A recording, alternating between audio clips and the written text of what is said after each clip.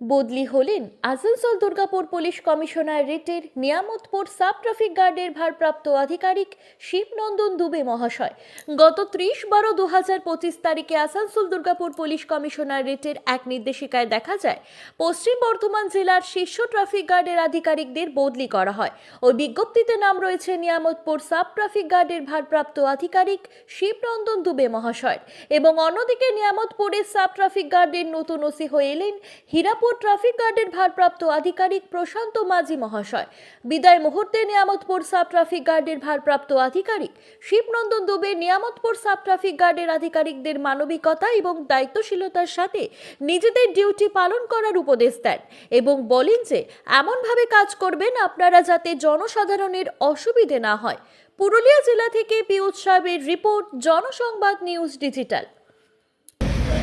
ওটা হওয়ার পর আমার মনে একটা শান্তি হলো, জায়গা আমার অফিস স্টাফরা যখন বসবে একটা ছাদ পাওয়া গেছে, সেখান থেকে আমি শুরু করলাম আমার নিয়ামতপুর ট্রাফিক জার্নি। তারপরে তো কিছুদিন পর আবার 5টা কনস্টেবল আমার কাছে এলো, স্ট্রেংথ কিছু বাড়লো। যখন আসি তখন একটা অফিসার ছিল, অফিসের উপর চাপ ছিল। আমি আমার সুপিরিয়রকে রিকোয়েস্ট করলাম এখন আর একটা আমাকে অফিসার ওনারা প্রোভাইড করবেন, কিন্তু অফিসার নিয়ে নিলে হয় না আর ম্যান পাওয়ার বাড়িয়ে দিলে হয় না। সবসময় মাথা রাখবে যে ওসি আসুক, আমি থাকি কিংবা যেই থাকুক, যে ওসি আসবে সে কাজটা তেমনই করতে পারবে যেমন তোমরা সাহায্য করবে, তোমরা হেল্প করবে। তোমাদের সহযোগিতা ছাড়া কোনো ওসি হোক যে হোক, আমি যদি আমার এসিপি স্যারকে যদি হেল্প না করি তাহলে এসিপি স্যারও ভালোভাবে উনি কাজ করতে পারবে। তো একটা চেন আছে, চেনটা যেন ওই নিচ থেকে শুরু হয় একদম উপর লেভেল অবধি যায়। এখানে কি হচ্ছে, আমাকে এখানে সাহেব পাঠিয়েছিল, কিছু যা আমার ইনস্ট্রাকশন হতো সেটা উনি আমাকে বলতেন, সেটা আমি আবার সার্ভ করতাম তোমাদের কাছে। যদি না করতে তাহলে বকে ওসি হিসাবে আমি জানি আমার কতটুকু আমার লিমিটেশন আছে, সেই জিনিসটা আমি জানি। আমি লিমিটের বাইরে গিয়ে কিছু কাজ করেছি, কিন্তু সেটা কাউকে ফিরিয়ে নিয়ে আসার জন্য, কারো ভালোর জন্য, খারাপের জন্য না। রইল ডিউটি, যেরকম আমার সাথে তোমরা সহযোগিতা করেছো, যে ওসি আসছে সে ভালো ছেলে আসছে, তাকেও তোমরা হেল্প করবে। মাথায় রাখবে গভর্নমেন্ট আমাদেরকে স্যালারি দিচ্ছে, তার প্রতি কিছু তো আমাদের অনুদান থাকতে হবে। তো এই জিনিসটা মাথায় রাখবে যে আমি একটা স্যালারি পাচ্ছি, তার প্রতি আমার কিছু কর্ম আছে, কিছু কর্তব্য আছে, সেই কর্তব্যটা কিন্তু তোমরা ভালোভাবেই করবে।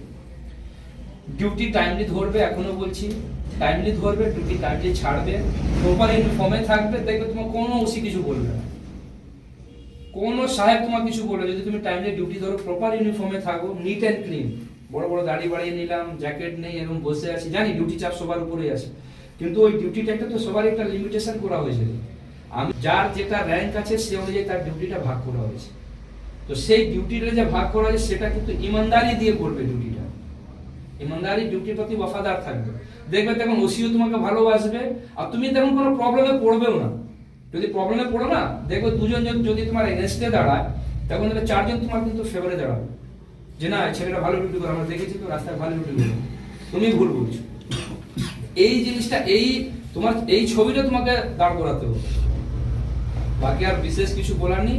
যদি আমি অনেকজনকে বকেছি, অনেকজনকে অনেক কিছু বলেছি, ভালোবেসে সেটা জানি, তো যদি কোনো মনের দুঃখ থাকে সেটা কিন্তু ভুলে যাবে। এটা পার্ট অফ জব। ও তোমাকে মা বোন তুলে গাল দিবে, তুমি যদি শালা বলে দাও না, তাতে কিন্তু তোমার চাকরি এফেক্টেড হবে।